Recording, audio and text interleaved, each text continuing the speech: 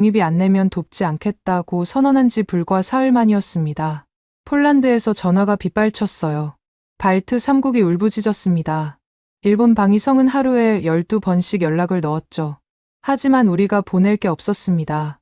창고에도 없고 공장에도 없고 설계도면 위에만 존재하는 무기들 뿐이었어요. 저는 윌리엄 카터, 미 국방부 전략기획실 수석 분석관입니다. 22년을 이 건물에서 보냈어요. 걸프전 참전 용사이기도 하죠. 그런 제가 그날 처음으로 인정해야 했습니다. 미국이라는 거인이 속이 텅 빈 허수아비였다는 거요. 전략상황실 스크린 12개가 전부 붉게 물들어 있었습니다. 담당관들은 전화기를 붙들고 같은 말만 반복했어요. 확인 중입니다. 조금만 기다려 주십시오. 기다리라니요. 러시아가 동유럽 국경에 30만 병력을 집결시킨 상황에서 우리가 할 수 있는 말이 고작 그거였습니다. 저는 제 책상 앞에 앉아 엑셀 파일을 열었어요. 에이브람스 전차 재고 현황. 숫자를 확인하는 순간 눈앞이 캄캄해졌습니다. 가용 물량 0. 생산 대기 물량 84대. 예상 출고일 2030년. 4년 뒤라는 뜻이었죠. 그때 제 직통 전화가 울렸습니다. 발신자는 폴란드 국방장관 코알스키였어요. 카터, 상황이 어떻게 되는 겁니까? 러시아 기갑사단이 국경 50km 앞까지 왔습니다. 전차가 필요해요. 지금 당장. 목소리가 떨리고 있었습니다. 이 사람이 겁에 질린 모습은 처음 봤어요. 나토 회의에서 항상 당당하게 발언하던 그 코알스키가요.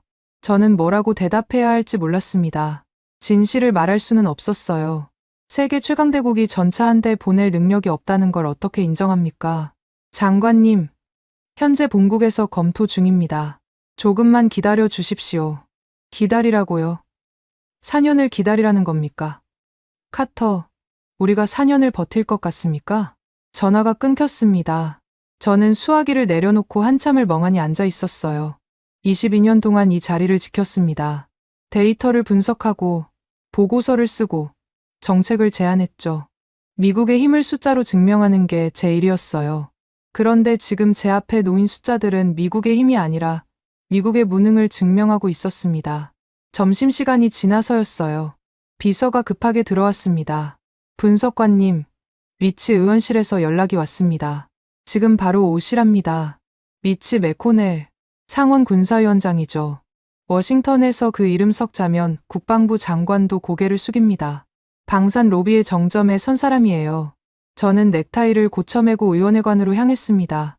무슨 일인지 짐작이 갔어요. 이 혼란 속에서 누군가는 희생양이 필요할 테니까요. 의원 집무실은 어두웠습니다. 블라인드가 내려져 있었고 책상 위 스탠드 불빛만 미치 의원의 얼굴을 비추고 있었어요. 74세의 노인이었지만 눈빛은 여전히 날카로웠습니다. 카터, 자네 지금 상황이 어떻게 돌아가는지 알고 있나? 예. 의원님, 전 세계에서 지원 요청이 쏟아지고 있습니다. 하지만 우리 생산 능력이, 그건 알아. 미치 의원이 손을 들어 제 발을 잘랐습니다. 그리고 책상 서랍에서 서류 한 뭉치를 꺼냈어요. 문제는 그게 아니야. 지금 미국의 빈자리를 누가 차지하고 있는지 아나? 한국이야. 폴란드가 한국에 전차를 주문했어. 루마니아도, 노르웨이도. 우리 동맹국들이 줄줄이 한국으로 달려가고 있다고. 저는 서류를 받아들었습니다. 최근 3개월간 한국 방산 수출 현황이었어요. 숫자를 보는 순간 심장이 철렁 내려앉았습니다. K2 전차 120대 폴란드 수출 계약, K9 자주포 200문 호주 수출 협상 중, FA50 경전투기 폴란드 추가 도입 확정. 어마어마한 규모였죠. 이게 말이 됩니까? 삼성 TV나 만들던 나라가 우리 시장을 잠식하고 있어. 미치 의원의 목소리에 도끼가 서려 있었습니다. 저도 솔직히 불쾌했어요. 한국이요? 고작 한국이 미국의 자리를 넘보다니. 우리가 한국전쟁 때 피 흘려 지켜준 나라 아닙니까? 제 아버지가 그 전쟁에서 싸웠어요. 그런데 이제 그 나라가 우리 밥그릇을 뺏어가겠다고요?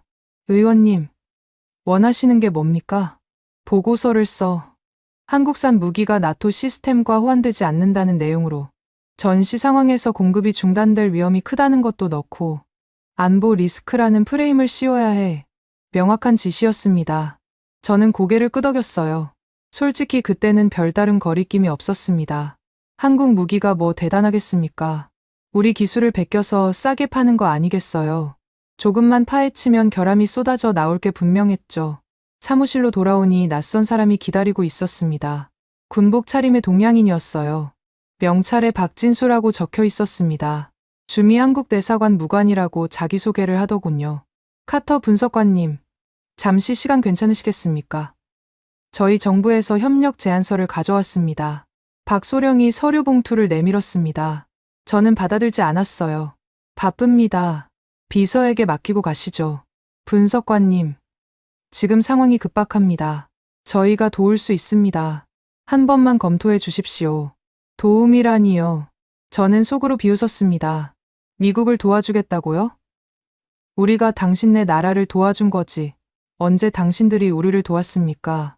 저는 서류 봉투를 책상 구석에 던져 놓았어요. 검토해 보겠습니다. 돌아가셔도 됩니다. 박소령은 아무 말 없이 고개를 숙이고 나갔습니다. 그 뒷모습을 보면서 저는 생각했어요. 뭘 믿고 저렇게 당당하게 들어오는 거지. 한국이 뭔데? 그날 밤, 저는 사무실에 남아 자료를 뒤졌습니다. 한국 무기의 결함 사례를 찾아야 했어요. 10년 전 기록까지 거슬러 올라갔습니다. K1 전차 변속기 이상, K9 자주포 포신 균열 의혹, 하나하나 끄집어내서 정리했죠. 사소한 것들이었어요.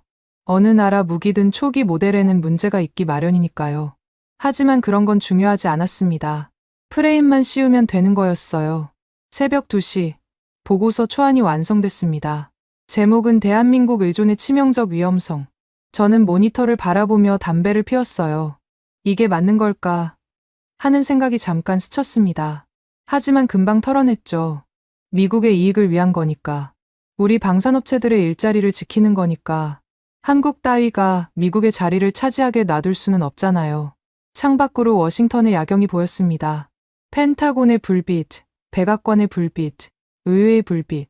이 도시가 세계의 중심이었어요. 적어도 저는 그렇게 믿었습니다. 그런데 이상하게 그날 밤은 그 불빛들이 흔들리는 것처럼 보였어요. 아니, 어쩌면 제 눈이 흔들리고 있었는지도 모르겠습니다. 책상 구석에 던져둔 서류 봉투가 눈에 들어왔습니다. 박소령이 두고 간 협력 제안서였죠.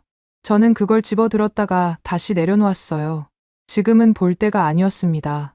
리치 의원의 보고서부터 끝내야 했으니까요. 세계 최강대국이 고작 재고 없음이라는 붉은 글씨 앞에 무릎 꿇은 순간이었습니다. 그리고 저는 그 치욕을 감추기 위해 엉뚱한 나라의 죄를 뒤집어 씌우려 하고 있었죠. 그때는 몰랐어요. 제가 쓰는 그 보고서가 얼마나 큰 거짓말인지. 그리고 그 거짓말이 제 아들의 목숨까지 위협하게 될 줄은요. 보고서 마무리에 이틀이 걸렸습니다. 10년치 자료를 뒤져서 한국 무기의 결함 사례를 모조리 끌어모았어요. 사소한 것까지 전부요. 변속기 소음, 포탑 회전 속도 지연, 야간 조준경 오차. 어느 나라 무기에나 있는 초기 문제들이었지만 나열해 놓으니 그럴듯해 보였습니다. 저는 뿌듯했어요. 이 정도면 미치 의원도 만족하겠지. 그런데 보고서를 출력하려는 순간 국가지리정보국에서 연락이 왔습니다. 카터 분석관님, 지금 바로 오셔야 할 것 같습니다. 보여드릴 게 있어요. 무슨 일인지 몰랐습니다. 국가지리정보국은 위성으로 전 세계를 감시하는 곳이에요. 거기서 저를 급히 부르다니. 저는 출력 버튼을 누르지 않고 자리에서 일어났습니다. 분석실에 들어서자 대형 스크린 6개가 저를 압도했습니다. 전 세계 주요 항구의 실시간 위성 영상이 떠 있었어요. 담당관이 저를 보더니 손짓했습니다. 이쪽으로 오시죠. 먼저 미국 항구부터 보여드리겠습니다. 화면이 전환됐습니다. 버지니아, 노퍽 항. 미 해군의 심장부죠. 그런데 이상했어요. 부두가 텅 비어 있었습니다. 컨테이너 크레인은 멈춰 있었고 선박 한 척 보이지 않았어요. 마치 유령 항구 같았습니다. 다음은 독일 함부르크입니다. 마찬가지였어요. 유럽 최대 항구라는 곳이 죽은 듯 고요했습니다. 화물선 두어 척이 정박해 있었지만 하역 작업은 이루어지지 않고 있었죠. 열감지 센서를 켜봐도 온기가 느껴지는 곳이 거의 없었습니다. 이제 한국입니다. 화면이 바뀌는 순간 저는 숨을 멈췄습니다. 부산항이었어요. 화면 전체가 움직이고 있었습니다. 검은 점들이 개미처럼 빼곡하게 들어차 있었죠. 확대하니 그게 전부 전차였어요. K2 전차들이 줄지어 선박에 오르고 있었습니다. 크레인 12대가 동시에 돌아가고 있었고 화물선 5척이 부두에 대기 중이었죠. 열감지 센서 켜드릴까요? 담당관이 버튼을 누르자 화면이 붉게 물들었습니다. 항구 전체가 열기로 달아올라 있었어요. 그런데 그게 끝이 아니었습니다. 여기가 창원공단입니다. 공장 지대 전체가 새빨갛게 타오르고 있었습니다. 24시간 가동 중이라는 뜻이죠. 새벽 3시인데도 공장마다 불빛이 쏟아져 나오고 있었어요. 용접 불꽃이 위성에서도 보일 정도였습니다.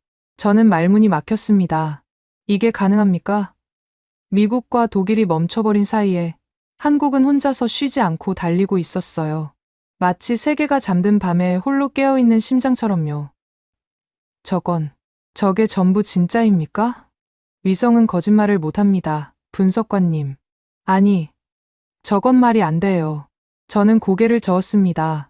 분명 뭔가 속임수가 있을 겁니다. 저 정도 물량을 저 속도로 찍어내는 게 물리적으로 가능할 리 없잖아요. 저건 가짜일 겁니다. 풍선으로 만든 디코이거나 불량품을 마구 찍어내는 덤핑이에요. 안전 규정을 무시하고 기계를 혹사시키는 거라고요. 담당관이 묘한 표정을 지었습니다.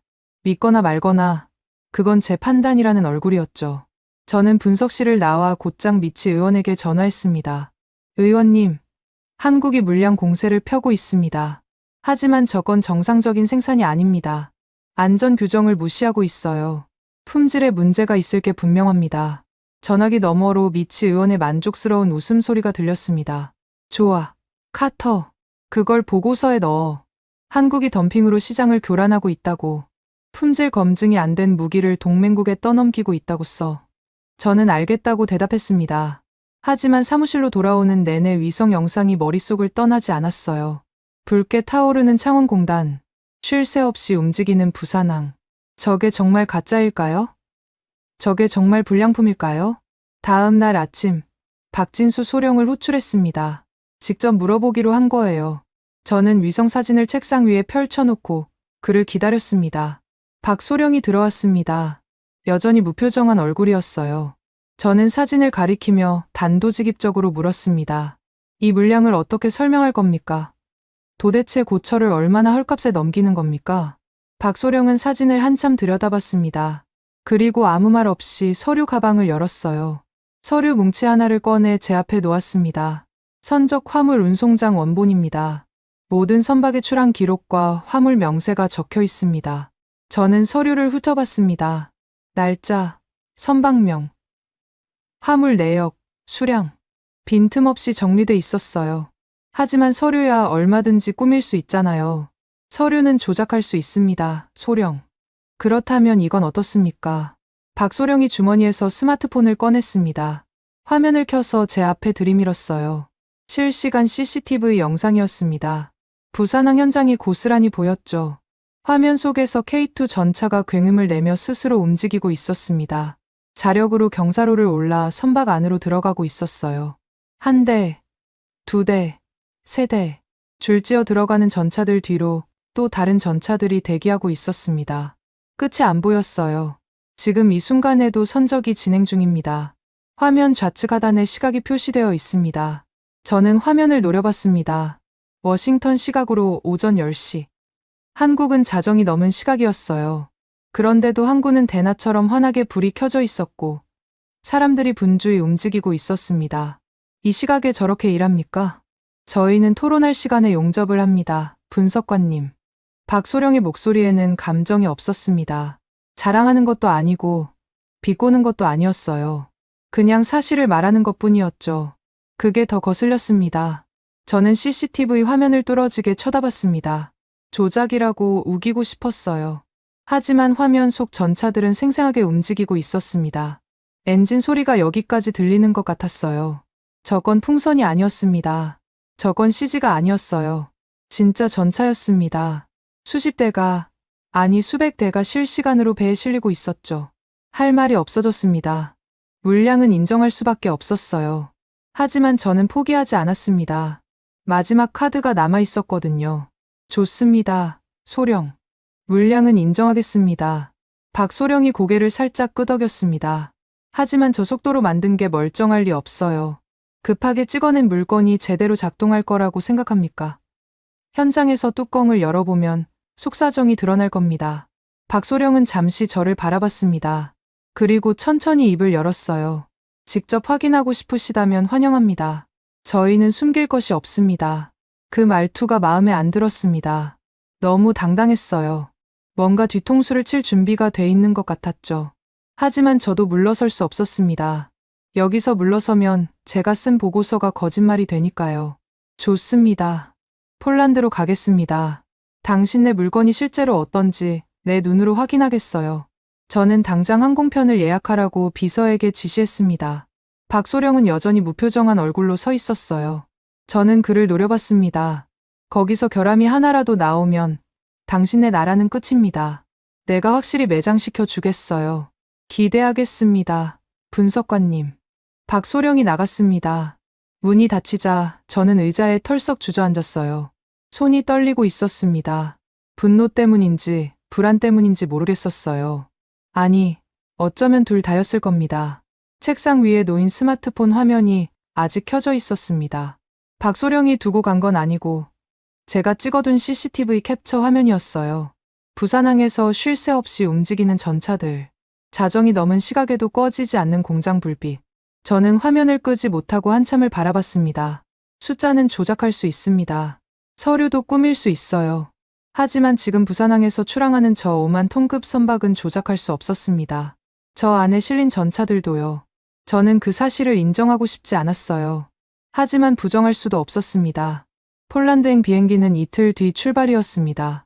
저는 그때까지 보고서 제출을 미루기로 했어요. 현장에서 결함을 찾아내면 보고서에 추가할 작정이었죠. 반드시 찾아낼 겁니다. 저 속도로 만든 물건이 완벽할 리 없으니까요. 창밖으로 해가 지고 있었습니다. 워싱턴의 하늘이 붉게 물들었어요. 저는 멍하니 그 풍경을 바라봤습니다. 지구 반대편에서는 지금 이 순간에도 용접 불꽃이 튀고 전차들이 배에 오르고 공장이 쉬지 않고 돌아가고 있겠죠? 잠들지 않는 나라, 멈추지 않는 심장. 저는 그게 두려웠습니다. 인정하기 싫었지만 분명히 두려웠어요. 폴란드 르제슈프 공항에 내리자 칼바람이 뺨을 때렸습니다. 영하 15도, 입김이 하얗게 피어올랐어요. 저는 코트깃을 세우고 0점 나온 차량에 올랐습니다. 최전방 기지까지 2시간 거리라고 했죠. 차창 밖으로 폴란드 시골 풍경이 스쳐 지나갔습니다.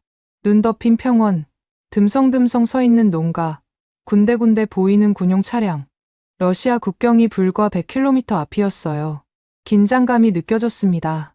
이 나라 사람들은 지금 어떤 심정으로 살고 있을까요? 기지 정문에 도착하니 폴란드군 장교가 기다리고 있었습니다. 코왈스키 장군의 부관이라고 자기소개를 하더군요. 카터 분석관님, 환영합니다. 장군님께서 본부에서 기다리고 계십니다. 저는 고개를 끄덕이고 차에서 내렸습니다. 그런데 기지 안 풍경이 이상했어요. 왼쪽으로는 미군 구역이 보였습니다. 성조기가 펄럭이고 있었죠. 그런데 사람이 별로 없었어요. 장비도 몇 대 안 보였고 막사 주변이 한산했습니다. 반면 오른쪽은 달랐습니다. 태극기가 걸린 구역에서는 사람들이 분주하게 움직이고 있었어요. 전차들이 줄지어 서 있었고 엔진 돌아가는 소리가 여기까지 들렸죠. 본부 건물에 들어서니 로비가 북적였습니다. 군인들, 민간인들, 통역관들이 뒤섞여 있었어요. 그런데 한가운데 원형 테이블에 앉아있는 사람들 구성이 눈에 들어왔습니다. 폴란드 장성 3명이 둘러앉아 있었는데 그 상석에 앉은 건 군인이 아니었어요. 동양인 여성이었습니다. 정장 차림에 안경을 쓴 30대 중반쯤 되어 보이는 사람이었죠. 저는 안내 장교에게 물었습니다. 저 사람은 누굽니까? 하나에어로스페이스 기술지원팀장 이민영 박사입니다. 오늘 긴급 기술 협의가 있어서요. 기술지원팀장이라고요? 민간 기업 직원이 폴란드 장성들 사이에서 상석에 앉아 있다니. 저는 눈을 의심했습니다. 미군 장성이 와도 저 자리는 쉽게 내주지 않을 텐데요. 코왈스키 장군이 저를 발견하고 자리에서 일어났습니다. 악수를 나누며 인사했죠. 카터 분석관, 멀리서 오시느라 고생했습니다. 장군님, 바로 현장을 보고 싶습니다. 한국 장비들이 실제로 어떤 상태인지 확인하러 왔어요. 코왈스키 장군의 표정이 묘하게 변했습니다. 뭔가 말하고 싶은 게 있는 것 같았지만 일단 고개를 끄덕였어요. 좋습니다. 정비고로 안내하겠습니다. 우리는 건물을 나와 장비 집결지로 향했습니다. 걸어가는 동안 저는 계속 주변을 살폈어요. 미군 구역 쪽은 확실히 활기가 없었습니다. 에이브람스 전차 몇 대가 덮개를 쓴 채 세워져 있었고 정비병 두어 명이 담배를 피우고 있었죠. 반면 한국 장비 구역은 완전히 달랐습니다. K2 전차 수십 대가 가지런히 정렬해 있었고 정비병들이 바쁘게 움직이고 있었어요. 뭔가가 계속 돌아가고 있다는 느낌이었죠. 저는 코알스키 장군에게 물었습니다. 미군 장비는 왜 저렇게 방치돼 있습니까? 장군이 한숨을 쉬었습니다. 부품이 없어요. 분석관. 에이브람스 변속기 부품을 요청한 게 6개월 전입니다. 아직도 안 왔어요. 전차 12대가 저렇게 서 있는 겁니다. 6개월이요. 저는 할 말을 잃었습니다. 그게 미국의 현실이었어요. 우리가 만든 전차인데 우리가 부품을 못 대고 있는 거였죠. 한국 장비는 다릅니까? 완전히 다릅니다. 코알스키 장군의 목소리에 힘이 들어갔어요. 지난달 K2 한 대에서 유아포스 이상이 발견됐습니다. 한국에 연락했더니 이틀 만에 교체 부품이 도착했어요. 엔지니어까지 딸려서요. 사흘 만에 완전 복구됐습니다. 이틀이요. 저는 속으로 계산했습니다. 한국에서 폴란드까지 항공화물로 이틀. 그건 거의 불가능에 가까운 속도였어요. 우리는 부품 하나 보내는 데 의회 승인만 3개월이 걸리는데요. 정비고에 도착했습니다. 거대한 경납고 안에 K고 자주포 8문이 정렬해 있었어요. 저는 곧장 가장 가까운 자주포로 걸어갔습니다. 이제 본격적으로 확인할 차례였죠. 엔진룸을 열어주십시오. 정비병이 해치를 열었습니다. 저는 주머니에서 흰 장갑을 꺼내 끼웠어요. 22년 동안 수백 대의 장비를 검수한 경험이 있습니다. 어디를 봐야 하는지 정확히 알고 있었죠. 엔진룸 안으로 상체를 집어넣었습니다. 손으로 이곳저곳을 훑었어요. 유압 라인, 연료 호스, 냉각수 파이프, 기름때가 묻어나오길 기대했습니다. 급하게 조립한 장비라면 반드시 어딘가에 누유 흔적이 있을 테니까요. 그런데 아무것도 없었습니다. 장갑에 묻어나온 건 기름때가 아니었어요. 완벽하게 마감된 도장 가루뿐이었습니다. 저는 손가락을 비벼봤습니다. 먼지 한 톨 없었어요. 다른 부분을 확인했습니다. 볼트 체결 상태, 배선 정리, 용접 부위. 전부 교과서에 나올 법한 수준이었어요. 아니, 교과서보다 나았습니다. 우리 미국 공장에서 이 정도로 꼼꼼하게 마감하는 걸 본 적이 없었거든요. 저는 엔진룸에서 나와 다른 자주포로 갔습니다. 똑같았어요. 세 번째, 네 번째도 마찬가지였죠. 결함을 찾을 수 없었습니다. 단 하나도요. 얼굴이 달아올랐습니다. 이게 말이 됩니까? 저 속도로 찍어낸 물건이 왜 이렇게 완벽한 겁니까? 저는 장갑을 벗어 주머니에 쑤셔 넣었어요. 손이 떨리고 있었습니다. 그때 뒤에서 목소리가 들렸습니다. 분석관님, 찾으시는 게 있으신가요? 돌아보니 아까 그 여성이었습니다. 이민영 박사. 가까이서 보니 눈빛이 예리했어요. 저를 똑바로 쳐다보고 있었죠. 품질 검사 중입니다. 결과가 어떻습니까? 저는 대답하지 않았습니다. 뭐라고 말해야 할지 몰랐거든요. 결함을 못 찾았다고 인정할 수는 없었어요. 이민영 박사가 미소를 지었습니다. 비웃는 건 아니었어요. 그냥 담담한 표정이었죠. 저희 장비가 궁금하시면 뭐든 물어보셔도 됩니다. 숨길 것 없습니다. 그 말투가 박진수 소령과 똑같았습니다. 너무 당당해서 오히려 화가 났어요. 저는 코알스키 장군에게 돌아섰습니다. 장군님, 잠깐 따로 말씀 나눌 수 있겠습니까? 우리는 경납고 한쪽으로 이동했습니다. 저는 목소리를 낮췄어요. 장군님, 솔직히 말씀드리겠습니다. 한국 장비에 대한 의존도가 너무 높아지고 있습니다. 이건 장기적으로 안보 리스크가 될 수 있어요. 코알스키 장군이 저를 빤히 쳐다봤습니다. 한참 동안 말이 없더니 입을 열었어요. 카터 분석관, 한 가지 물어보겠습니다. 지금 러시아 국경에 30만 병력이 집결해 있습니다. 내일 당장 전쟁이 터져도 이상하지 않아요. 그런데 미국은 언제 물건을 보내줄 겁니까? 저는 대답하지 못했습니다. 미국산은 서류에만 있습니다. 분석관. 카탈로그에만 있어요. 하지만 한국산은 내 눈앞에 있습니다. 지금 당장 굴러가고 지금 당장 쏠 수 있어요. 서류와 실물 중에 뭘 선택하겠습니까? 목소리가 날카로웠습니다. 저는 입술을 깨물었어요. 반박할 말이 없었습니다. 사실이니까요. 우리는 약속만 하고 지키지 못하고 있었어요. 한국은 약속하고 지키고 있었고요. 경납고를 나와 야외 정비장으로 이동했습니다. 미군 정비병 몇 명이 한국제 탄약 상자 앞에 모여 있었어요. 저는 그쪽으로 다가갔습니다. 뭘 하고 있습니까? 정비병 하나가 고개를 들었습니다. 이등병 계급장을 달고 있었죠. 아, 분석관님. 탄약 재고 확인 중입니다. 리제 탄약은 어디 있습니까? 정비병이 머뭇거렸습니다. 옆에 있던 상병이 대신 대답했어요. 리제는 거의 안 씁니다. 분석관님. 왜요? 한국산이 더 좋아서요. 저는 귀를 의심했습니다. 미군 정비병이 한국 탄약이 더 좋다고요? 무슨 소립니까? 구체적으로 설명해 보시오. 상병이 탄약 상자를 열어 보여줬습니다. 이게 한국제 155mm 포탄입니다. 오차 범위가 0.02% 이내예요. 리제는 0.05% 정도 되거든요. 숫자로는 별것 아닌 것 같지만 현장에서는 차이가 큽니다. 어떤 차이요? 탄걸림이 없어요. 리제 쓸 때는 10발에 한 번 꼴로 재장전 불량이 생겼거든요. 한국제는 1000발 쏴도 한 번도 안 걸렸습니다. 저는 말문이 막혔습니다. 탄걸림이 없다고요. 그건 생사를 가르는 문제였어요. 전투 중에 재장전 불량이 생기면 그 몇 초가 목숨을 좌우하니까요. 개인 의견입니까? 아니면 공식 보고된 내용입니까? 공식 보고됐습니다. 분석관님. 작전참모부에 문의하시면 데이터 있을 겁니다. 저는 더 이상 묻지 않았습니다. 얼굴이 화끈거렸어요. 미군 병사가 한국 물건이 더 낫다고 증언하는 상황. 이게 현실이었습니다. 숙소로 돌아오는 길에 저는 아무 말도 하지 않았습니다. 운전병이 몇 번 말을 걸었지만 대답하지 않았어요.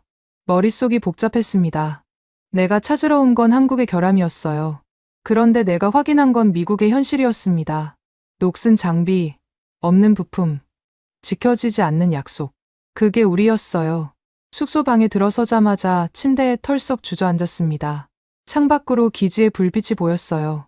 한국 장비 구역에서는 여전히 엔진 소리가 들려왔습니다. 밤이 깊어도 멈추지 않는 소리였죠. 저는 주먹을 불끈 쥐었습니다.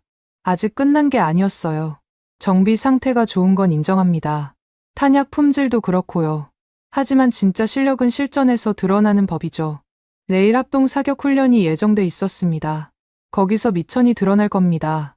급조한 물건이 독일제나 프랑스제를 이길 리 없잖아요. 저는 스마트폰을 꺼내 미치 의원에게 문자를 보냈습니다. 현장 확인 중. 내일 사격 훈련에서 결정적 증거 확보 예정. 보내고 나서 화면을 껐습니다. 손이 여전히 떨리고 있었어요. 분노 때문인지, 불안 때문인지, 아니면 내가 틀렸을지도 모른다는 두려움 때문인지. 솔직히 구분이 안 됐습니다. 창밖에 엔진 소리가 점점 커지는 것 같았어요. 마치 저를 비우는 것처럼요. 새벽 5시에 눈을 떴습니다. 창밖을 보니 눈보라가 몰아치고 있었어요. 영하 20도. 훈련하기엔 최악의 날씨였죠. 하지만 저는 오히려 기대가 됐습니다. 혹한이야말로 장비의 진짜 실력을 드러내는 법이니까요. 급조한 물건은 추위에 약합니다.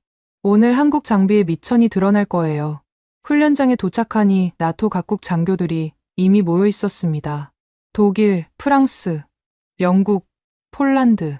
관전석에는 별이 주렁주렁 달린 장군들이 망원경을 들고 앉아 있었어요. 저도 그 사이에 자리를 잡았습니다. 심장이 두근거렸어요. 드디어 진짜 실력을 볼 수 있는 겁니다. 첫 번째 종목은 기동 사격이었습니다. 험지를 주행하면서 표적을 맞히는 훈련이죠. 전차의 가장 기본적인 능력을 시험하는 겁니다. 멈춰서 쏘는 건 누구나 해요. 달리면서 맞히는 게 진짜 실력이죠. 독일 레오파드2가 먼저 출발했습니다. 전차의 명가답게 위용이 대단했어요. 65톤의 거구가 천천히 움직이기 시작했죠. 그런데 험지 구간에 들어서자 문제가 생겼습니다. 차체가 심하게 흔들렸어요. 포탑이 좌우로 출렁거렸습니다. 조준선이 흔들리는 게 망원경으로도 보였죠. 결국 레오파드는 멈춰 서서 조준해야 했어요. 정지 사격으로 전환합니다. 무전기에서 독일어가 흘러나왔습니다. 저는 고개를 끄덕였어요. 당연한 선택이었죠. 저 정도 흔들림에서 명중시키는 건 불가능하니까요. 독일 엔지니어들이 바보가 아닌 이상 기동 사격을 고집할 이유가 없었습니다. 다음은 한국 K2 흑표였습니다. 레오파드보다 10톤이나 가벼운 55톤. 저는 속으로 비웃었어요. 가벼우면 더 흔들릴 텐데요. 물리 법칙을 거스를 수는 없잖아요. K2가 출발했습니다. 험지 구간에 진입하자 저는 망원경에 눈을 갖다 댔어요. 흔들림을 확인하려고요. 그런데 이상했습니다. 차체는 분명히 요동치고 있었어요. 바퀴가 바위를 넘고 웅덩이를 지날 때마다 선체가 출렁였죠. 그런데 포탑이 움직이지 않았습니다. 마치 물 위에 떠 있는 것처럼, 아니 공중에 고정된 것처럼 안정돼 있었어요. 눈을 비비고 다시 봤습니다. 착각이 아니었어요. 발사. 굉음과 함께 포탄이 날아갔습니다. 표적이 폭발했어요. 명중이었습니다. 그런데 K2는 멈추지 않았어요. 속도를 유지한 채 달리면서 두 번째 포탄을 장전했습니다. 3초 만에 다시 발사. 또 명중이었죠. 세 번째, 네 번째, 다섯 번째. 전부 기동간 사격이었고 전부 명중이었습니다. 저는 망원경을 내렸습니다. 손이 떨리고 있었어요. 이건 뭡니까? 도대체 이게 뭐냐고요. 저게 어떻게 가능합니까? 옆에 앉은 영국 장교에게 물었습니다. 그가 어깨를 으쓱했어요. 암 내장형 유기압 편수장치라고 합니다. 한국이 독자 개발한 기술이에요. 차체가 아무리 흔들려도 포탑은 수평을 유지합니다. 독자 개발이라고요? 저는 믿을 수 없었습니다. 미국도 못한 기술을 한국이 해냈다니요. 우리가 수십 년간 연구해도 실용화 못한 기술이에요. 그걸 한국이 양산하고 있다고요? 관전석이 술렁였습니다. 독일 장교들의 얼굴이 굳어 있었어요. 당연하죠. 자국 전차가 망신당하는 꼴을 보고 있으니까요. 두 번째 종목은 자주포 사격이었습니다. 프랑스 세자르가 먼저 나섰죠. 최첨단 디지털 사격 통제 장치를 자랑하는 장비였습니다. 그런데 시동이 안 걸렸어요. 정비병이 달려가 확인했습니다. 센서가 얼었습니다. 예열이 필요합니다. 영하 20도에서 전자 장비가 먹통이 된 겁니다. 프랑스 장교들이 당황한 표정으로 무전기를 붙잡았어요. 10분이 지나도 세자르는 움직이지 못했습니다. 실전이었으면 이미 죽었어요. 적이 예열 끝날 때까지 기다려주지 않거든요. 다음은 한국 K9 자주포였습니다. 저는 똑같은 일이 벌어지길 기대했어요. 이 추위에 전자 장비가 버틸 리 없잖아요. 한국이 무슨 수로 영하 20도를 견디겠습니까? K9의 시동을 걸었습니다. 엔진이 단번에 걸렸어요. 화면이 켜지고 조준 시스템이 작동했습니다. 얼어붙은 기색이 전혀 없었죠. 저는 눈을 의심했습니다. 어떻게 된 겁니까? 제가 물었습니다. 이민영 박사가 관전석 뒤에서 대답했어요. 극한지용 반도체입니다. 삼성과 SK가 협력해서 개발했어요. 영하 40도에서도 작동합니다. 영하 40도요? 시베리아 한복판에서도 쏠 수 있다는 뜻이었습니다. 저는 할 말을 잃었어요. K9의 포문을 열었습니다. 그런데 한 발이 아니었어요. 세 발이 연속으로 발사됐습니다. 굉음이 훈련장을 뒤흔들었죠. 저는 망원경으로 표적을 확인했습니다. 세 발이 거의 동시에 착탄했어요. 시간차가 1초도 안 됐습니다. TOT입니다. 동시 탄착이죠. 이민영 박사가 설명했습니다.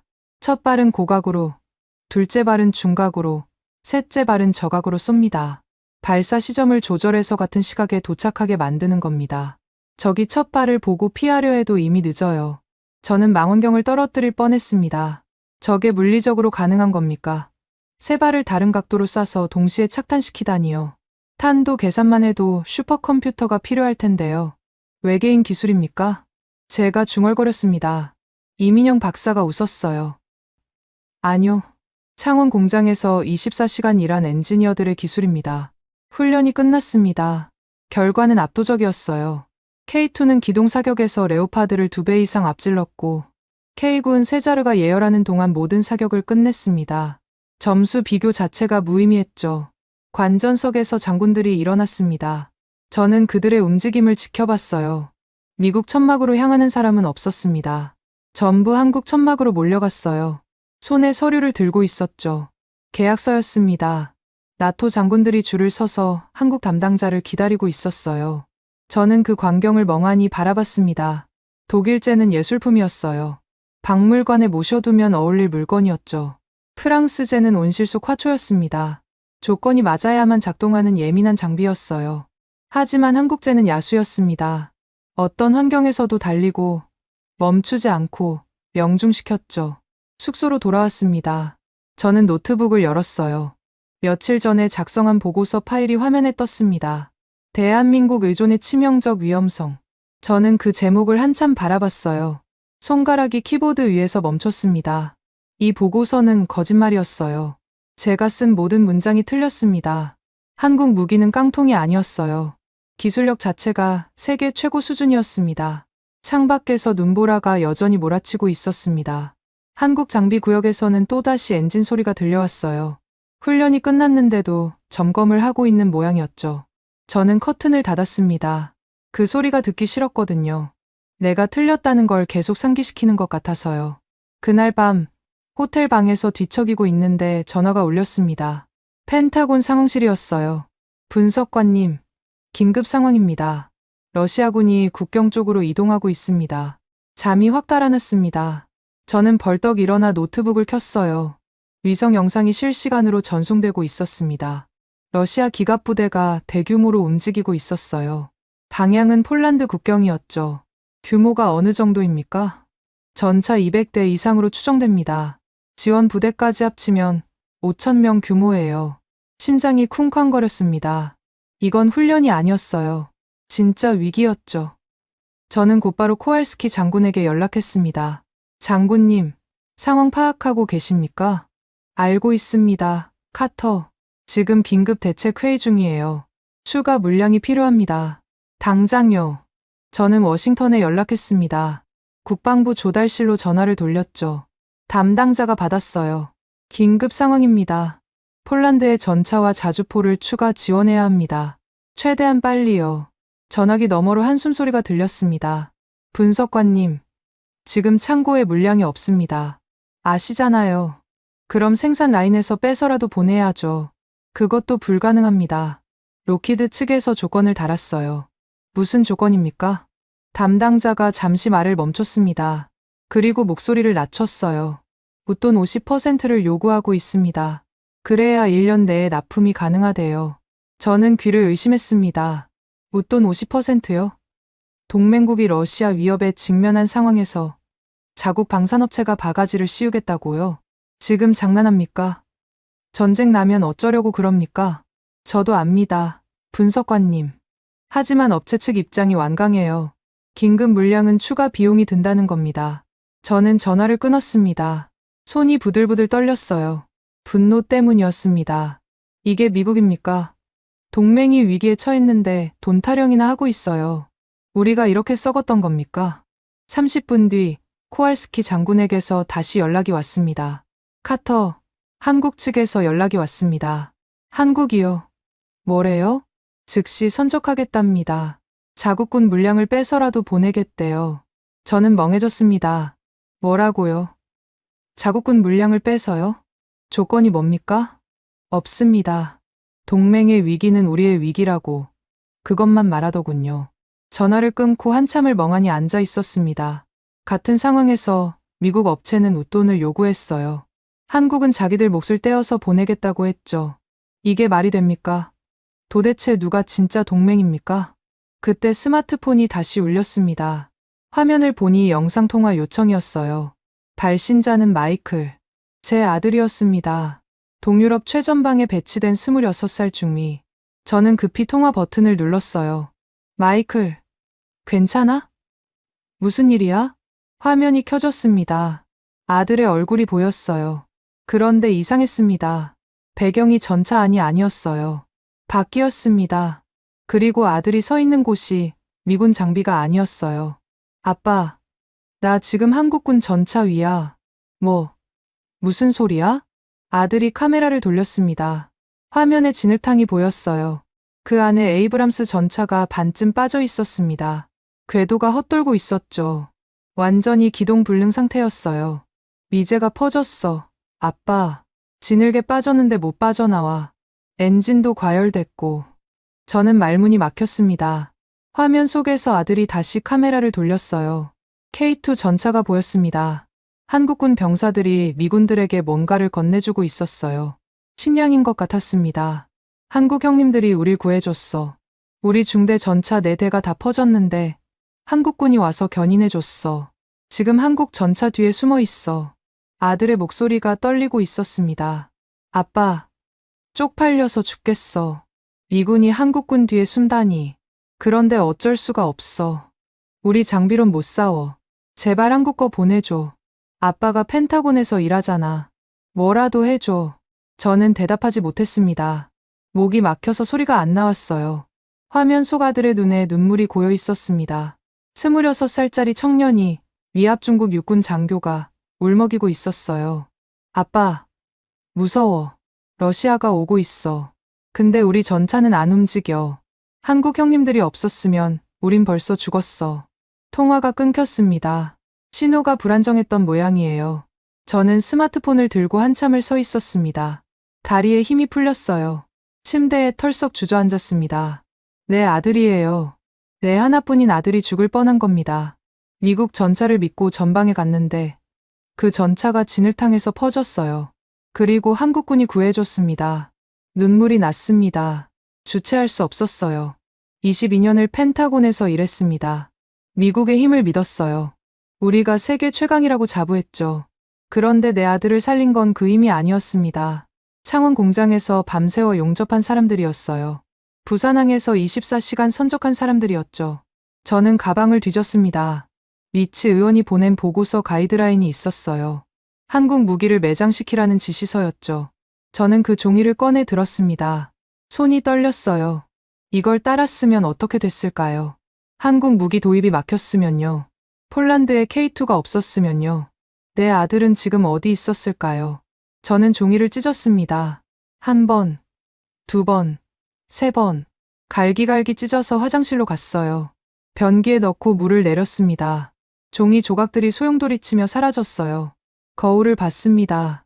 58살 먹은 남자가 눈물 범벅이 된 얼굴로 서 있었어요. 이게 나였습니다. 오만했던 펜타곤 분석관.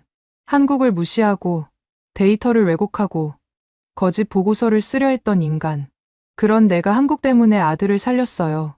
세면대에 물을 틀었습니다. 찬물로 얼굴을 씻었어요. 정신을 차려야 했습니다. 아직 끝난 게 아니었어요. 청문회가 남아 있었습니다. 미치 의원은 여전히 한국을 매장시키려 하고 있었죠. 저는 노트북을 열었습니다. 보고서 파일을 삭제했어요. 대한민국 의존의 치명적 위험성. 그 파일이 휴지통으로 들어갔습니다. 그리고 새 문서를 열었어요. 제목을 적었습니다. 글로벌 안보 공급망의 붕괴와 유일한 대안. 부제는 K-스탠다드. 손가락이 키보드 위에서 멈추지 않았어요. 써야 할 말이 너무 많았습니다. 내 아들의 목숨을 구한 건 펜타곤의 정책이 아니었습니다. 워싱턴의 로비스트도 아니었어요. 창원 공장의 용접공들이었습니다. 거제 조선소의 엔지니어들이었죠. 부산항에서 밤새 일한 항만 노동자들이었어요. 창밖이 밝아오고 있었습니다. 눈보라가 그치고 있었어요. 저는 밤새 글을 썼습니다. 진실을 담은 보고서를요. 이제 워싱턴으로 돌아가야 합니다. 청문회에서 모든 걸 말할 겁니다. 미치 의원이 뭐라 하든 상관없어요. 내 아들을 살린 나라를 매장시킬 수는 없으니까요. 워싱턴으로 돌아온 건 청문회 하루 전이었습니다. 비행기에서 내리자마자 미치 의원 비서에게서 연락이 왔어요. 의원님께서 지금 바로 오시랍니다. 피할 수 없었습니다. 저는 의원회관으로 향했어요. 엘리베이터를 타면서 심장이 두근거렸습니다. 이제 돌이킬 수 없는 선택을 해야 했어요. 집무실 문을 열자 미치 의원이 소파에 앉아 위스키를 마시고 있었습니다. 저를 보더니 잔을 들어 올렸죠. 카터, 고생했네. 폴란드는 어땠나? 의원님, 드릴 말씀이 있습니다. 보고서 잘 준비했겠지. 내일 청문회에서 한국 놈들 확실히 매장시켜야 해. 로키드 사람들이 기대하고 있어. 저는 대답하지 않았습니다. 가슴 속에서 뭔가가 끓어오르고 있었어요. 폴란드에서 본 것들이 떠올랐습니다. 진흙탕에 빠진 미제 전차, 밤새 돌아가는 한국 공장, 그리고 울먹이던 아들의 얼굴. 미치 의원의 눈이 가늘어졌어요. 왜 그러나? 무슨 문제라도 있나? 의원님, 저는 내일 청문회에서 진실을 말할 겁니다. 방 안 공기가 얼어붙었습니다. 미치 의원이 천천히 잔을 내려놓았어요. 위스키가 찰랑거렸습니다. 진실이라니. 무슨 진실 말인가? 한국 무기가 우리보다 낫다는 진실이요. 우리 방산업체들이 동맹을 상대로 바가지를 씌우고 있다는 진실이요. 미국의 생산 능력이 사망했다는 진실이요. 미치 의원의 얼굴이 붉어졌습니다. 주먹이 부들부들 떨리고 있었어요. 74년 인생에서 이런 반항을 당해본 적이 없는 것 같았습니다. 카터, 자네 지금 뭘 하는 건지 알고 있나? 22년 경력을 쓰레기통에 버릴 셈인가? 은퇴 후 로키드 자리도 날아가. 연금도 위험해질 수 있어. 제 아들이 한국 전차 덕분에 살았습니다. 의원님. 미치 의원이 입을 다물었습니다. 저는 계속했어요. 목소리가 떨렸지만 멈추지 않았습니다. 미제 전차는 진흙탕에서 퍼졌어요. 한국군이 구해줬습니다. 제 아들이 한국 전차 위에 올라타서 살았어요. 그게 현실입니다. 저는 그 현실을 숨길 수 없어요. 미치 의원이 자리에서 벌떡 일어났습니다. 위스키 잔이 테이블에서 떨어져 깨졌어요. 이 배신자 같으니. 내가 자네를 어떻게 키웠는데. 자네 같은 무명 분석관을 누가 차관보급으로 올려줬나? 키워주신 게 아니라 이용하신 거죠. 저는 더 이상 의원님의 체스말이 아닙니다. 저는 돌아서서 문을 열었습니다. 손잡이가 차가웠어요. 등 뒤로 미치 의원의 고함이 들렸습니다. 후회할 거야. 카터. 내일 청문회장에서 자네 인생이 끝날 줄 알아. 내가 확실히 매장시켜 주지. 문이 닫혔습니다. 복도를 걸으며 저는 생각했어요. 어쩌면 정말 끝날지도 모릅니다. 22년 경력, 연금, 명예, 전부 날아갈 수 있어요. 하지만 거짓말쟁이로 사느니 진실을 말한 바보가 되겠습니다. 적어도 아들 얼굴은 볼 수 있을 테니까요. 다음 날 아침, 상원 청문회장에 들어섰습니다. 방청석이 가득 차 있었어요. 기자들의 카메라 플래시가 터졌습니다. 전 세계에 생중계되고 있었죠. 저는 증인석에 앉았습니다. 양복 안주머니에 보고서가 들어 있었어요. 밤새 다시 쓴 진실의 보고서였죠. 손바닥에 땀이 났습니다. 미치 의원이 의장석에서 마이크를 잡았습니다. 어젯밤 일이 없었던 것처럼 온화한 표정을 짓고 있었어요. 오늘 우리는 미국 안보에 대한 중대한 위협을 논의하기 위해 모였습니다. 카터 분석관, 외국산 무기 체계의 위험성에 대해 보고해 주시죠. 유도 신문이었습니다. 한국을 매장시키라는 신호였어요. 저는 천천히 일어났습니다. 심장이 미친 듯이 뛰었어요. 의원님, 위원회 위원님들, 저는 오늘 진실을 말씀드리러 왔습니다. 미치 의원의 눈이 번뜩였습니다. 저는 주머니에서 보고서를 꺼냈어요. 한국은 위협이 아닙니다. 청문회장이 술렁였습니다. 미치 의원의 얼굴이 굳어졌어요. 계획대로 안 되고 있다는 걸 깨달은 겁니다. 한국은 우리의 유일한 생명줄입니다. 저는 USB를 꺼내 담당자에게 건넸습니다. 대형 스크린에 영상이 떴어요. 진흙탕에 빠진 에이브람스 전차, 그 옆에서 기동하는 K2 전차, 내 아들이 보내준 현장 영상이었습니다. 방청석에서 탄식이 흘러나왔어요. 이건 제 아들이 찍은 영상입니다. 미제 전차는 퍼졌고 한국 전차는 달렸습니다. 이게 현실입니다. 저는 이 영상을 보고 밤새 울었습니다. 화면이 바뀌었습니다. 두 장의 문서가 나란히 떴어요. 왼쪽은 미국 방산업체의 긴급 물량 견적서입니다. 동맹국이 러시아 위협에 직면한 상황에서 웃돈 50%를 요구하고 있습니다. 오른쪽은 한국 정부의 지원 확약서입니다. 자국군 물량을 빼서라도 즉시 보내겠다고 적혀 있습니다. 조건 없이요. 청문회장이 웅성거렸습니다. 기자들이 미친 듯이 타자를 치고 있었어요. 카메라가 스크린과 제 얼굴을 번갈아 비췄습니다. 동맹이 위기에 처했을 때 우리 업체들은 돈을 요구했습니다. 한국은 자기 것을 나눠줬어요. 누가 진짜 동맹입니까? 누가 신뢰할 수 있는 파트너입니까? 미치 의원이 의사봉을 내리쳤습니다. 얼굴이 새빨갛게 달아올라 있었어요. 카터 분석관, 주제에서 벗어나고 있습니다. 마이크를 끄시오. 끄지 않겠습니다. 의원님, 저는 목소리를 높였어요. 마이크가 필요 없을 정도로요. 우리가 골프 치며 로비할 때 그들은 용접을 했습니다. 우리가 의회에서 싸울 때 그들은 선적을 했어요. 우리가 가격을 올릴 때 그들은 약속을 지켰습니다. 그게 차이입니다. 미국과 한국의 차이요. 방청석에서 박수 소리가 터져 나왔습니다. 처음에는 한두 명이었어요. 그게 순식간에 퍼졌습니다. 미치 의원이 고함쳤어요. 질서를 유지하시오.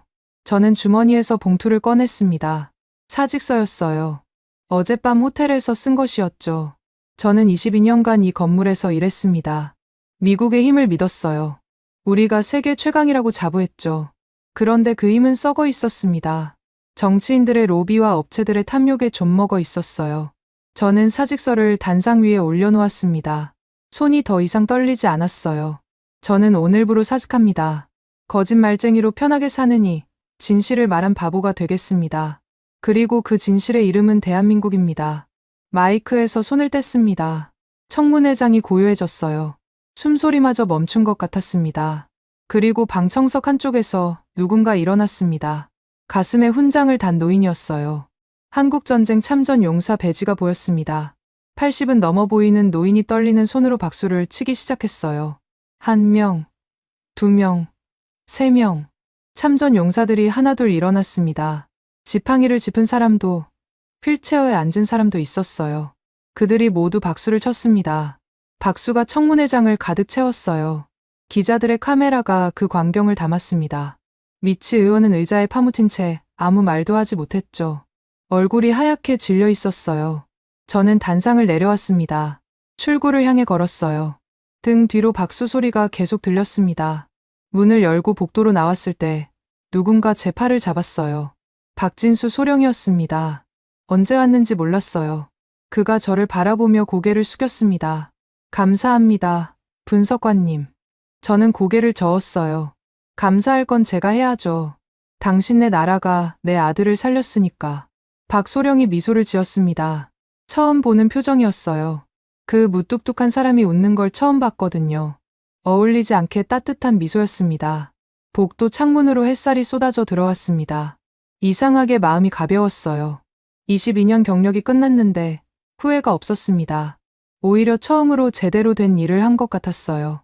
어깨에서 짐을 내려놓은 기분이었죠. 청문회장 안에서는 아직도 박수 소리가 들려오고 있었습니다. 청문회가 끝나고 집으로 돌아왔습니다. 현관문을 열자마자 TV 소리가 들렸어요. 아내가 거실에서 뉴스를 보고 있었습니다. 화면에 제 얼굴이 나오고 있었죠. 여보, 이게 무슨 일이야? 전화기가 폭발하고 있어. 아내의 말대로였습니다. 집 전화, 휴대폰 할 것 없이 벨이 쉴 새 없이 울렸어요. 저는 전원을 끄고 소파에 털썩 주저앉았습니다. 피곤했어요. 22년 묵은 짐을 내려놓은 기분이었죠. TV 앵커가 흥분한 목소리로 떠들고 있었습니다. 펜타곤 수석 분석관 윌리엄 카터의 폭탄 증언이 전 세계를 뒤흔들고 있습니다. 그는 청문회에서 미국 방산업체들의 비리를 폭로하고 한국을 유일한 대안이라고 주장했습니다. 화면이 바뀌었어요. 월가 증권거래소 앞이었습니다. 기자가 마이크를 들고 서 있었죠. 청문회 직후 로키드 마틴 주가가 12% 폭락했습니다. 보잉도 9% 하락했고요. 반면 한국 방산주는 급등하고 있습니다. 한화에어로스페이스가 18%, 현대로템이 21% 상승했습니다. 저는 멍하니 화면을 바라봤습니다. 내가 한 마리 주가를 움직이고 있었어요. 수조 원이 오가고 있었죠. 실감이 나지 않았습니다. 다음 장면은 월가의 한 투자회사였어요. 펀드 매니저들이 모니터 앞에서 분주하게 움직이고 있었습니다. 인터뷰하는 사람의 명찰에 로버트 킴이라고 적혀 있었어요. 시장은 거짓말을 싫어합니다. 카터 분석관이 진실을 말했고 우리는 그 진실에 베팅하는 겁니다. 지금 K방산 ETF를 쓸어 담고 있어요. 세계의 공장은 이제 중국이 아닙니다. 한국이에요. 돈 냄새를 가장 잘 맡는 월가가 움직인 겁니다. 그들의 돈 가방은 모두 서울을 향하고 있었어요. 저녁이 되자 더 큰 뉴스가 터졌습니다. 나토 사무총장이 긴급 기자회견을 열었어요. 나토 12개국은 오늘부로 K-스탠다드를 공식 규격으로 채택합니다. 한국의 무기 체계를 나토 표준으로 인정한다는 뜻입니다. 저는 귀를 의심했습니다. K-스탠다드요? 한국 표준이 나토 공식 규격이 됐다고요? 이건 전례가 없는 일이었어요. 미국도 이루지 못한 걸 한국이 해낸 겁니다. 화면에 각국 국방장관들의 인터뷰가 이어졌습니다. 폴란드 코왈스키 장군도 나왔어요. 우리는 이미 한국 장비의 우수성을 현장에서 확인했습니다. 추가 발주를 진행 중이고 기술 이전 협상도 시작했습니다. 한국은 신뢰할 수 있는 파트너입니다. 독일 국방장관도 인터뷰했어요. 표정이 어두웠습니다. 레오파드의 한계를 인정합니다. 우리도 한국과 기술 협력을 모색하고 있습니다. 자존심 세기로 유명한 독일이 한국에 손을 내민 겁니다. 세상이 뒤집어지고 있었어요. 그런데 가장 충격적인 뉴스는 그 다음이었습니다. 미 해군 작전사령관이 기자회견을 열었어요. 우리 해군은 함정 수리 및 정비 일부를 한국 조선소에 위탁하기로 결정했습니다. 현대중공업, 삼성중공업과 협의 중입니다. 미 해군이요. 세계 최강의 해군이 한국 조선소에 배를 맡긴다고요.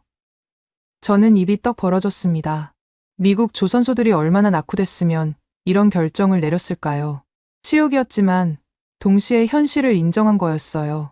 밤이 깊어가는데 초인종이 울렸습니다. 아내가 문을 열었어요. FBI 요원 2명이 서 있었습니다. 카터 분석관님이십니까? 잠시 말씀 나눌 수 있을까요? 심장이 철렁 내려앉았습니다. 나를 잡으러 온 건가? 미치 의원이 손을 썼나? 저는 천천히 현관으로 걸어갔어요. 무슨 일입니까? 요원이 명함을 건넸습니다. 걱정하지 마십시오. 분석관님을 조사하러 온 게 아닙니다. 맥코넬 의원에 대한 수사를 진행 중입니다. 분석관님의 증언이 필요해서요. 미치 의원이요? 저는 눈이 커졌습니다. 청문회 이후 제보가 쏟아지고 있습니다. 방산업체들로부터 매물을 받은 정황이 포착됐어요. 분석관님께서 오늘 공개하신 자료도 중요한 증거가 됩니다. 저는 믿을 수 없었습니다. 워싱턴의 악어라고 불리던 미치 의원이 무너지고 있었어요. 20년 넘게 권력을 휘두르던 사람이 하룻밤 사이에 수사 대상이 된 겁니다. 요원들이 돌아간 뒤 저는 창가에 서서 밖을 내다봤습니다. 집 앞에 취재진이 몰려 있었어요. 카메라 플래시가 밤하늘을 수놓고 있었죠.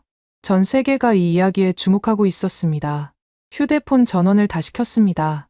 메시지가 수백 개 쌓여 있었어요. 그 중에 낯선 번호가 눈에 들어왔습니다. 발신자는 로버트 킴. 아까 TV에 나왔던 그 펀드 매니저였어요. 전화를 걸었습니다. 2번 만에 받았어요. 카터 분석관님이시죠? 연락 주셔서 감사합니다. TV에서 뵀습니다. 무슨 용건이십니까? 당신 덕분에 시장이 눈을 떴습니다. 솔직히 말씀드릴게요. 저는 한국계 미국인입니다. 부모님이 70년대에 이민 오셨어요. 평생 한국을 무시하는 소리를 들으며 살았습니다. 오늘 당신 증언을 보고 울었어요. 목소리가 떨리고 있었습니다. 저는 아무 말도 하지 못했어요. 지금 월가에서 한국 투자 붐이 일고 있습니다. K방산만이 아니에요. 반도체, 배터리, 조선, 전부요. 자본이 서울로 몰리고 있습니다. 당신이 방아쇠를 당긴 겁니다. 전화를 끊고 나서도 한참을 서 있었습니다. 내가 방아쇠를 당겼다고요? 저는 그냥 진실을 말했을 뿐이에요. 그런데 그 진실이 세상을 움직이고 있었습니다. 자본이, 정책이, 동맹이 전부 한국을 향해 재편되고 있었어요. TV에서는 여전히 관련 뉴스가 쏟아지고 있었습니다. 한국 대통령의 성명, 유럽 각국의 반응, 중국의 불쾌한 논평, 세계 질서가 재편되고 있었어요. 그 중심에 한국이 있었습니다. 아내가 커피를 가져다 줬습니다. 저는 잔을 받아들며 창밖을 바라봤어요. 여보, 나 잘한 거 맞지? 당연하지. 당신 아들 살린 나라잖아. 아내의 말에 눈시울이 뜨거워졌습니다. 그래요. 내 아들을 살린 나라. 그 나라의 진실을 말한 거예요. 후회 없습니다. 새벽이 밝아오고 있었습니다. 취재진은 여전히 집 앞을 지키고 있었어요. 내일부터 어떤 일이 벌어질지 알 수 없었습니다. 하지만 한 가지는 확실했어요. 세계의 중심이 이동하고 있었습니다. 가장 먼저 달려와 약속을 지키는 자에게로요. 저는 백수가 될 줄 알았어요. 22년 경력을 내던지고 진실을 말했으니 당연히 그럴 거라고 생각했죠. 그런데 세상은 제 예상과 다르게 흘러갔습니다. 어느 날 아침 백악관에서 연락이 왔어요. 대통령 비서실장이 직접 전화를 걸었습니다. 카터 씨, 대통령께서 만나고 싶어 하십니다. 저는 긴장한 채로 백악관에 갔어요. 집무실 문을 열자 대통령이 자리에서 일어났습니다. 악수를 청하더군요. 카터 씨, 당신의 용기에 감사드립니다. 당신 덕분에 우리가 얼마나 썩어 있었는지 알게 됐어요. 저는 뭐라고 대답해야 할지 몰랐습니다. 대통령이 계속했어요. 제가 부탁이 있습니다. 신설되는 공급망 재편위원회 위원장을 맡아주십시오. 임무는 미국을 한국처럼 개조하는 겁니다. 저는 귀를 의심했습니다. 미국을 한국처럼요? 대통령님, 그게 무슨 말씀이십니까? 한국이 어떻게 저렇게 빨리, 저렇게 잘 만드는지 배워야 합니다. 우리 공장을 다시 돌리고 우리 엔지니어들을 다시 키워야 해요. 당신이 적임자입니다. 현장을 봤으니까요. 저는 한참을 생각했습니다. 쉽지 않은 일이었어요. 수십 년간 썩어버린 시스템을 바꾸는 건 전쟁보다 어려울 수 있습니다. 하지만 거절할 이유가 없었죠.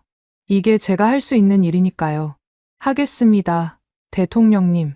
그렇게 저는 백수에서 위원장이 됐습니다. 사무실은 펜타곤 바로 옆 건물에 마련됐어요.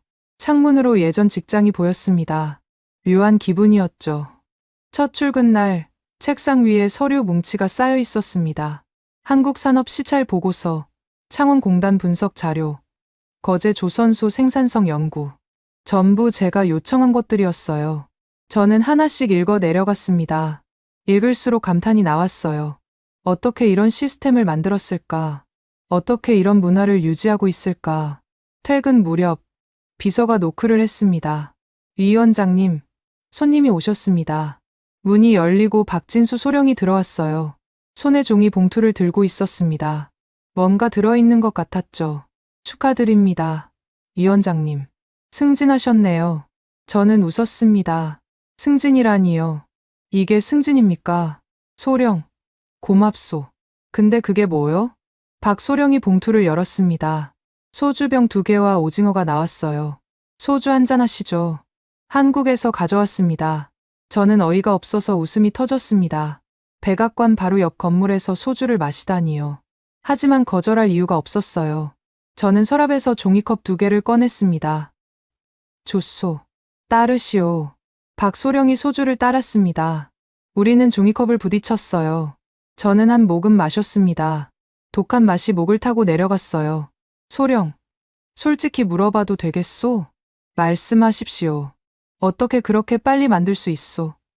어떻게 그렇게 잘 만들 수 있는 거요? 우리도 공장이 있고 엔지니어가 있는데 왜 우리는 못하는 거요? 박소령이 잠시 생각했습니다. 그리고 천천히 입을 열었어요. 저희 아버지가 조선소에서 일하셨습니다. 어릴 때 아버지 손을 잡고 공장에 간 적이 있어요. 새벽 4시였습니다.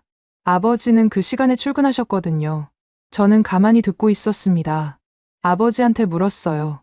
왜 이렇게 일찍 가냐고. 아버지가 그러시더군요. 배가 늦으면 사람이 죽는다고. 우리가 빨리 만들어야 선원들이 제때 바다에 나갈 수 있다고. 박소령이 소주잔을 내려놓았습니다. 저희는 그렇게 배웠습니다. 납기는 목숨이에요. 약속은 목숨이고요. 그게 다입니다. 저는 한참 말이 없었습니다.